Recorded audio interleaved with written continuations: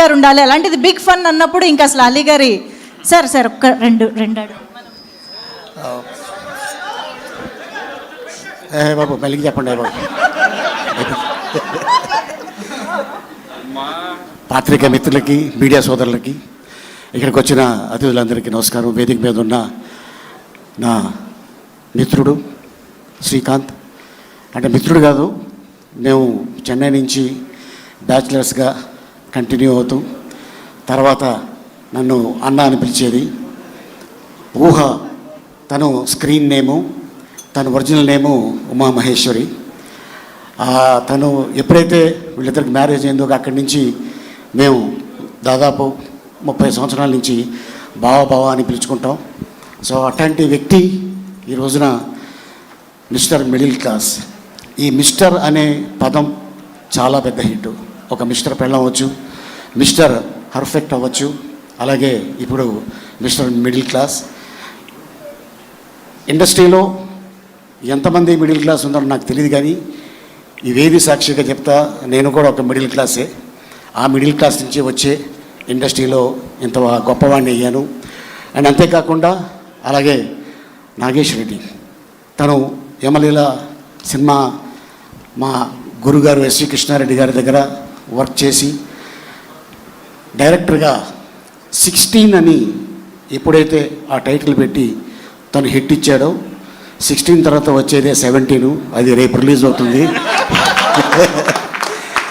17th రోజున 7 దాంట్లో ఉంది కాబట్టి మనం ముద్దుగా స్వామిని పిలుచుకుంటాం, ఏడుకొండల స్వామి.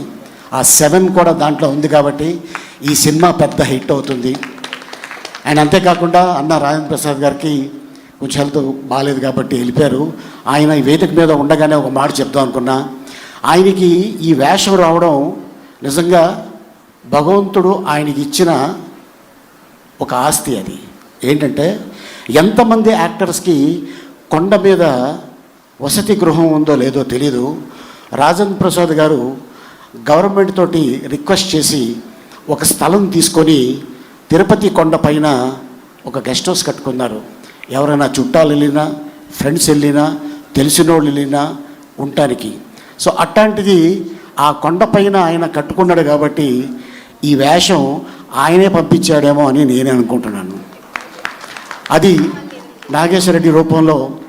ఎందుకంటే ఇండస్ట్రీలో చాలామంది ఉన్నారు, చేయగలరు, కెపాసిటీ ఉంది, కానీ రాజేంద్ర ప్రసాద్ గారికి ఎందుకు వెళ్ళింది అన్న? ఈరోజు చెప్తున్నాను, కొన్ని క్యారెక్టర్లకి కొంతమంది సూట్ అవుతారు. అది నందమూరి తారక రామారావు గారు ఒక వెంకటస్వామి గెటప్ వేసిన, అలాగే అన్నమయ్యలో సుమన్ గారు. మరి ఈరోజు ఈ సినిమాలో ఈ గెటప్ నువ్వు వేయటం నిజంగా అది నీ అదృష్టం అన్న. గతంలో అయితే డాక్టర్ రాజేంద్ర ప్రసాద్ లేకపోతే నటకిరీటి రాజేంద్ర ప్రసాద్ అనేవారు, కానీ ఇప్పుడు పద్మశ్రీ డాక్టర్ నటకిరీటి రాజేంద్ర ప్రసాద్. సో నిజంగా అవార్డు రావటం నీకు ఈ రోజున, మళ్ళీ ఆ సినిమా రేపు 17th రోజున రిలీజ్ అవటం నిజంగా అది అదృష్టంగా భావిస్తున్నాను. అలాగే నాగేష్ రెడ్డి తోటి దాదాపు ఒక 6 సినిమాలు నేను తన డైరెక్షన్లో యాక్ట్ చేసి ఉంటాను. అండ్ అలాగే లయ ఈ రోజున తను కర్ణాటకలో ఎక్కడో షూటింగ్ చేస్తుంది. అయినా కూడా తను ఎంత అద్భుతంగా చేసిందంటే అసలు చాలా అద్భుతంగా చేసింది. అండ్ అలాగే నిర్మాతలు చందు గారికి, అలాగే వారి ఫ్రెండు, అలాగే ఎవరైతే ఈ సినిమాకి సహకరించారో వాళ్ళందరికీ ధన్యవాదాలు తెలుపుతాను. అలాగే సాయి కార్తిక్ గారు మ్యూజిక్ చాలా బాగా చాలా అద్భుతంగా చేశారు. అండ్ అలాగే మా అంజీ కెమెరామెన్, ఇక తను ఏ విధంగా చేస్తే బాగుంటుంది అని తను ఈ సినిమాలో చేయడం జరిగింది. అలాగే అశోక్ అన్న, అలాగే చిట్టి, ధనరాజ్, కరుణ, ఇక చాలామంది ఈ సినిమాలో, రఘుబాబు అన్న. నేను దీంట్లో డాక్టర్ వేషం నాకు ఇచ్చి ఉన్నారు. ఈ సినిమాలో కథ అనేది చాలా అద్భుతం. ఒక మిడిల్ క్లాసు ఒక మనిషి ఎంతసేపు భగవంతుడిని తరిస్తూ ఉంటాడు. అంటే నన్ను నమ్ముకున్నాడు కాబట్టి వీడికి నేను ఏం చేయగలను అనే ఒక అద్భుతమైన ఒక పాయింట్ తీసుకొని నాగేశ్వరరెడ్డి ఈ రోజున ఇంత అద్భుతమైన సినిమా చేయడం నిజంగా చాలా ఆనందంగా ఉంది. డెఫినెట్గా ఇది ప్రజలు ఆదరిస్తారు. అండ్ డెఫినెట్గా ఇట్లాంటి ఈ సినిమా పెద్ద హిట్ అయ్యి నాగేశ్వరరెడ్డి మళ్ళీ పూర్వ వైభవం రావాలి, నిర్మాతలకి మంచి డబ్బు రావాలి. దయచేసి థియేటర్లో ఈ సినిమా చూడండి. Thank you so much. God bless you. Thank you sir, thank you very much. So ఇప్పుడు స్క్రీన్ పైన కనిపించే డాక్టర్